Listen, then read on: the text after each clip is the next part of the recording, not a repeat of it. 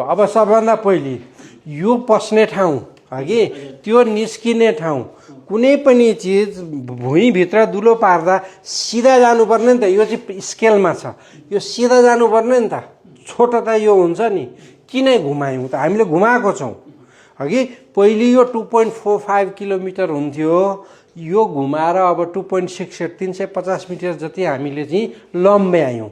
त्यो लम्ब्याउनुको कारण चाहिँ टनेलको पैसा घटाउनलाई। हेर्नुहोस् है, पहिले अब कुरो उल्टो भयो नि त, होइन होइन। यो घुमाएर लगाएको छौँ। के हुन्छ भने टनेलको मेन खर्च चाहिँ यसमा हुने कस्तो टाइपको रकबाट, कति कडा रकबाट जान्छ।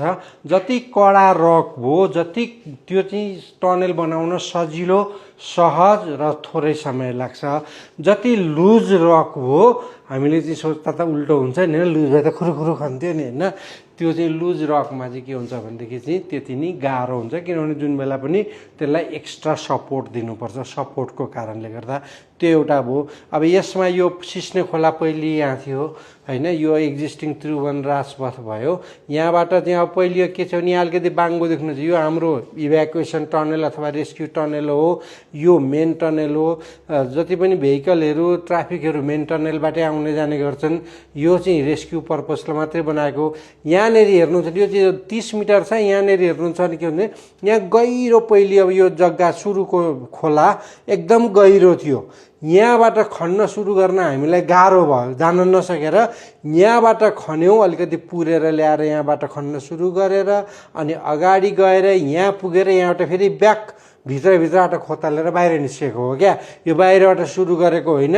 हामीले सानो टनल चाहिँ यहाँबाट सुरु गऱ्यौँ, यहाँ पुग्यौँ, यहाँबाट यता खन्न थाल्यौँ, अनि यता पनि अगाडि बढ्यौँ, यता पनि अगाडि बढ्यौँ र यता साइडबाट पनि खन्दै लग्यौँ। यसरी दुवै साइडबाट एक आपसमा खन्दै लग्यौँ।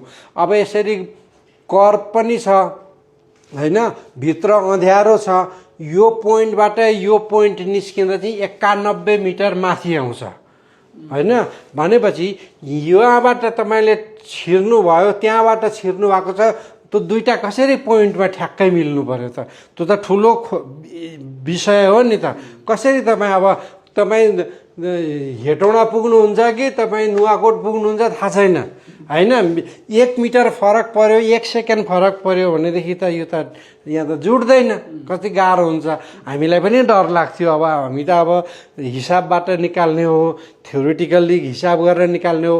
हाम्रो इक्विपमेन्ट, जसरी तपाईँले यो इक्विपमेन्ट युज गर्नुहुन्छ त्यसमा भर परेर मैले जानेर मात्रै भएन, मेरो इक्विपमेन्टले पनि त काम गर्नु पऱ्यो नि त, होइन। त्यति सर्वे गर्ने इक्विपमेन्टहरू राख्नु पऱ्यो, स्पेसल इक्विपमेन्टहरू ल्याएर हामीले गऱ्यौँ। हामीलाई त भित्र निष्पट्ट अँध्यारो छ, तपाईँलाई त उत्तर कता हो दक्षिण कता हो केही पनि थाहा छैन।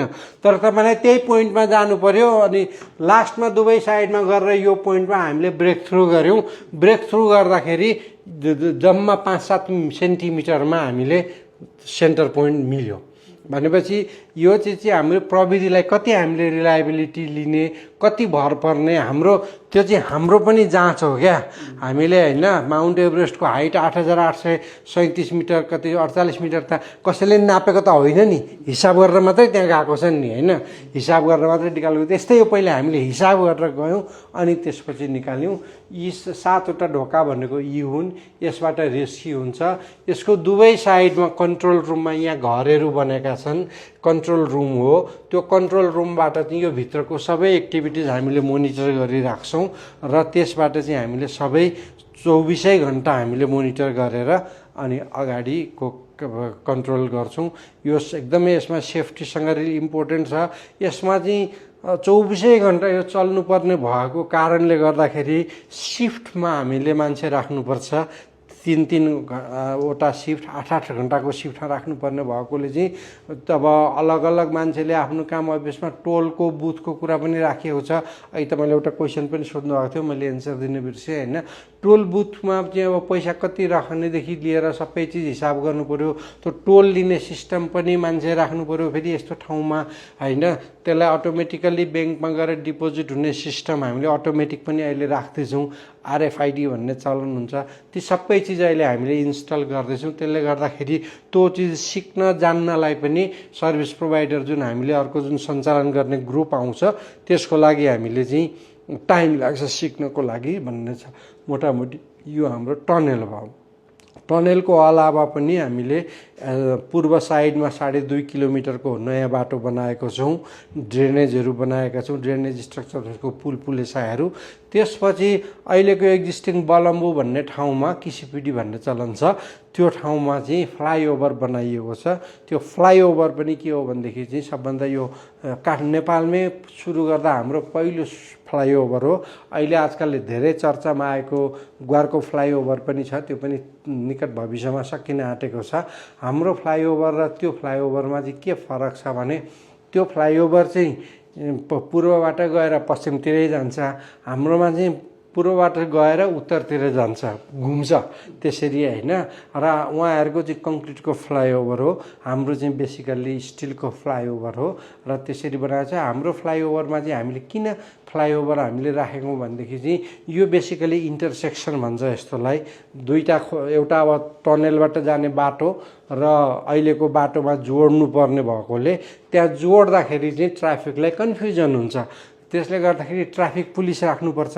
यसरी फ्लाइओभर बनाउँदा चाहिँ लेभल डिफरेन्स भएको कारणले गर्दा उताबाट आउने काठमाडौँबाट टनेलमा जाने चाहिँ फ्लाइओभरबाट जाने भएकोले त्यहाँ ट्राफिक पुलिस चाहिँदैन, आफ्नो आफ्नो लेनबाट जान्छन्। अब ट्राफिक पुलिसको कुरा गर्दाखेरि मेरो घर त सातो बाटोमा छ, त्यहाँ सातो बाटोमा 10 जना ट्राफिक पुलिस बस्नुहुन्छ करिब। एकजनाले अब 40,000 खाँदा पनि 4 लाख रुपियाँ महिनाको तलब जान्छ, वर्षको 50 लाख जान्छ। काठमाडौँमा 100वटा त्यस्ता छन् चोक भनेपछि 50 लाख इन्टु 100 हेर्नुहोस् त कति पैसा जान्छ। जबकि त्यहाँ सिम्पल एउटा बत्तीको व्यवस्था गर्यो भनेदेखि धेरै थोरै पैसामा हुन्छ। मतलब यो यसरी यो ट्राफिकहरू मेन्टेन गर्नलाई अरू देशमा पुलिसहरू बसेको हामी देख्दैनौँ। हामी चाहिँ अलिकति खै किन भइरहेको छैन, तपाईँहरूले पनि यो बारेमा अलिक बढी नै लेखिदिनुपर्छ, किनभने यो बहुत पर्टिनेन्ट बहुत इम्पोर्टेन्ट इस्यु छ अहिले होइन। किनभने त्यसै फोकटमा हाम्रो पैसा गइरहेको छ अघि। अब इत्यादि कुरा हुन्। अहिले म यति भन्दै तपाईँहरूलाई टुङ्ग्याउँछु। हस्, धन्यवाद।